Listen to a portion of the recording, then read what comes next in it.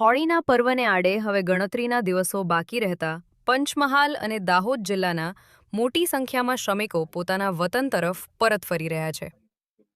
આદિવાસી સમાજમાં હોળીનું વિશેષ મહત્વ હોવાના કારણે સૌરાષ્ટ્ર અને દક્ષિણ ગુજરાતમાંથી હજારો લોકો સ્થળાંતર કરતા જોવા મળી રહ્યા છે. શ્રમિકો સમયસર વતન પહોંચી શકે તે માટે ગોધરા એસટી વિભાગ દ્વારા ખાસ પરિવહન વ્યવસ્થા ઊભી કરવામાં આવી છે.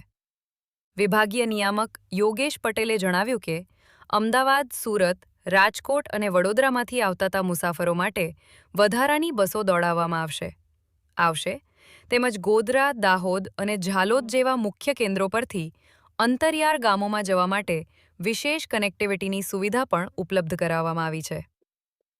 મુસાફરોની વધતી ભીડને ધ્યાનમાં રાખીને એસટી તંત્ર દ્વારા એડવાન્સ પ્લાનિંગ સાથે રૂટો નક્કી કરવામાં આવ્યા છે.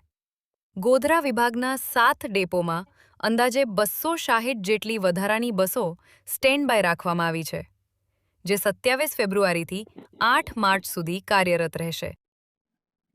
જો 50 મુસાફરોનું ગ્રુપ હશે તો તેમને ગામથી સીધા જ નિર્ધારિત સ્થળ સુધી પહોંચાડવા માટેની ખાસ વ્યવસ્થા પણ કરવામાં આવી છે. ગત વર્ષના સકારાત્મક પ્રતિસાદને ધ્યાનમાં રાખીને આ વર્ષે પણ મુસાફરોની સુવિધા માટે પૂરતી તૈયારીઓ તંત્ર દ્વારા પૂર્ણ કરવામાં આવી હોવાનું જણાવાયું છે. મનોમંથન કાર્યાલયથી